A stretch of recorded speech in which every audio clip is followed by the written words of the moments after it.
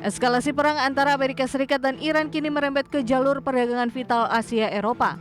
Melansir laporan Fox News, pemerintah Iran memperingatkan bahwa jika Donald Trump mengambil tindakan di Selat Hormuz, maka Amerika Serikat juga akan kehilangan akses ke Selat Bab al-Mandab.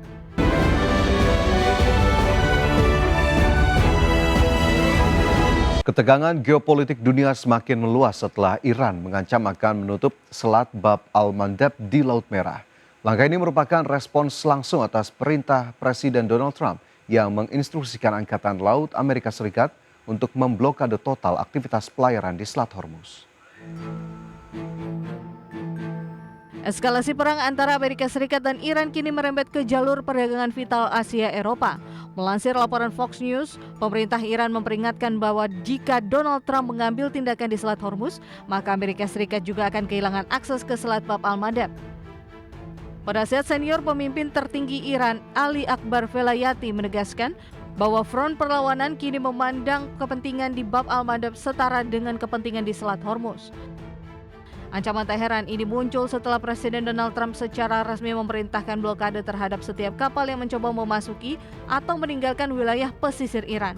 Militer Amerika Serikat mengkonfirmasi bahwa mulai Senin ini blokade akan diberlakukan di seluruh pelabuhan Iran yang berada di Teluk Persia hingga Teluk Oman. Meski demikian, pihak militer menyatakan bahwa kapal-kapal yang menuju pelabuhan non-Iran tetap diizinkan melintas guna menjaga stabilitas pasokan energi dunia meski kondisi keamanan kian tidak menentu. Adapun posisi Selat Bab al-Mandab yang terletak di antara Yaman dan Djibouti merupakan koridor strategis yang dilewati sekitar 12% aliran minyak global. Bergabungnya kelompok Houthi Yaman dalam aliansi Iran pada akhir Maret lalu memperkuat ancaman blokade ganda di jalur energi dunia tersebut. Jika ancaman ini terwujud, perdagangan global antara Asia dan Eropa diprediksi akan mengalami kelumpuhan total. Situasi ini kini membuat pasar energi global berada dalam bayang-bayang guncangan hebat yang dapat memperburuk krisis ekonomi internasional di sepanjang tahun 2026. Berbagai sumber IDX Channel. Pemirsa, Bank Dunia memproyeksikan perlambatan ekonomi yang signifikan di kawasan Asia Tenggara pada tahun 2026 akibat eskalasi konflik di Timur Tengah. Vietnam dan Thailand menjadi dua negara yang diperkirakan terkena dampak terdalam akibat lonjakan harga energi dunia dan gangguan rantai pasok global. Bank Dunia memproyeksikan perlambatan ekonomi yang signifikan di kawasan Asia Tenggara pada tahun 2026. Laporan terbaru Bank Dunia bertajuk East Asia and Pacific Economic Update yang dirilis pekan ini menunjukkan bayang-bayang kelam bagi ekonomi regional. Konflik antara Iran dengan Amerika Serikat serta Israel telah memicu guncangan ekonomi global melalui kenaikan harga energi, di mana Vietnam diperkirakan akan mengalami kontraksi pertumbuhan ekonomi menjadi 6,3% tahun ini, anjlok tajam dari pencapaian 8% pada tahun 2025 lalu. Kondisi serupa dialami Thailand yang pertumbuhan ekonominya diprediksi melambat menjadi hanya 1,3% dibandingkan ekspansi 2,4% pada tahun sebelumnya. Bank Dunia menegaskan bahwa negara-negara importir energi menjadi pihak yang paling dirugikan oleh volatilitas harga minyak saat ini. Selain Thailand, Filipina juga diproyeksikan mengalami penurunan pertumbuhan menjadi 3,7%, sementara Malaysia diperkirakan melandai di angka 4,4%. Sementara dengan Indonesia, Bank Dunia memproyeksikan ekonomi nasional akan tumbuh sebesar 4,7% pada sepanjang tahun 2026, sedikit menurun dibandingkan realisasi pertumbuhan 5,1% pada tahun sebelumnya. Meski terdampak, ketahanan ekonomi domestik diharapkan mampu meredam volatilitas global, sementara proses negosiasi perdamaian di tingkat internasional terus diupayakan guna mencegah kemerosotan ekonomi yang lebih dalam di kawasan Asia Pasifik. Berbagai sumber IDX Channel. Menteri Energi dan Sumber Daya Mineral Bahlil Lahadalia mengklaim stok bahan bakar minyak nasional mencapai 30 hari atau setara 1 bulan. Menurut Bahlil, saat ini ketahanan stok BBM di kisaran 21 hingga 25 hari. Namun terdapat tambahan pasokan sekitar 7 hari yang berasal dari tangki penyimpanan bahan bakar di Karimun, Kepulauan Riau.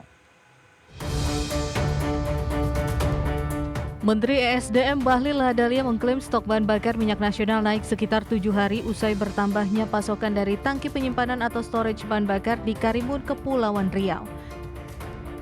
Dengan demikian, stok operasional BBM Indonesia saat ini tahan selama 21 hingga 25 hari bertambah menjadi 30 hari. Nantinya, adapun tangki penyimpanan BBM di Karimun memiliki kapasitas penyimpanan sebanyak 720.000 kiloliter. Penyangga energi kita Tadi di awal saya katakan 21 sampai dengan 25 hari. Sekarang ada penambahan lagi 7 hari dari Karimun. Dan ini yang kita lagi komunikasikan sehingga bisa kita mencapai 1 bulan. Yang lebihnya kita lagi melakukan pembangunan. Bulan Mei insya Allah doain kita sudah mulai melakukan. Bahlil menambahkan terkait rencana pembangunan storage minyak mentah baru, pihaknya menargetkan proyek tersebut akan mulai dibangun pada Mei 2026. Jakarta, Ade Firmansyah, IDX Channel. Mantan Wakil Presiden ke-13 RI Ma'ruf Amin menanggapi gagalnya perundingan damai yang dilakukan antara Amerika Serikat dan Iran. Ia mengatakan Indonesia harus siap menghadapi dampak apapun imbas gagalnya perundingan tersebut. Ma'ruf Amin menilai gagalnya perundingan antara kedua negara tersebut karena adanya kepentingan dari Amerika Serikat dan Iran. Ia menegaskan perang yang terjadi antara Amerika Serikat dan Iran memberikan dampak yang signifikan bagi seluruh negara, khususnya Indonesia. Indonesia harus bersiap terkena dampak apapun yang terjadi dari perang kedua negara tersebut. Tapi kalau terjadi gagal berarti kan ada kepentingan terselubung. Tidak sungguh-sungguh untuk mencari solusi damai. Padahal perang ini kan menyusahkan semua, ya, membawa kerusakan di semua sektor dan seluruh negara terkena dampaknya.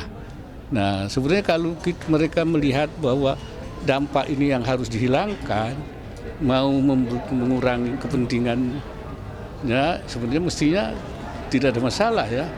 Tapi ketika itu tidak terjadi, berarti itu kan memang tidak sungguh-sungguh. Berarti kalau kesepakatan yang gagal dampak untuk Indonesia secara rinci. Kementerian Ketenagakerjaan melaporkan hingga Maret 2026 sebanyak 8.389 orang telah menjadi korban pemutusan hubungan kerja. Jawa Barat menjadi provinsi dengan jumlah tenaga kerja yang paling banyak di PHK mencapai 1.721 orang, berkontribusi 20,51% dari total tenaga kerja di Indonesia. Gelombang pemutusan hubungan kerja meningkat pada awal 2026 dan menekan stabilitas tenaga kerja nasional.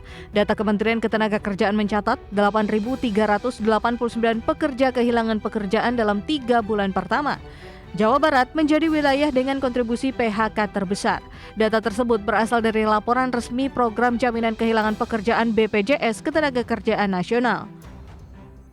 Secara rinci tercatat bahwa pada Januari 2026 terdapat sebanyak 4.590 orang kena PHK. Kemudian di bulan Februari bertambah sebanyak 3.273 orang dan di bulan Maret sebanyak 526 orang. Sementara jika dilihat dari wilayahnya, Provinsi Jawa Barat mencatatkan jumlah tenaga kerja yang paling banyak di PHK mencapai 1.721 orang dengan kontribusi sekitar 20,51% dari total tenaga kerja. Diikuti oleh Kalimantan Selatan 1.071 orang, Kalimantan Timur 915 orang, Banten 707 orang, serta Jawa Timur 649 orang. Tim Liputan IDX Channel.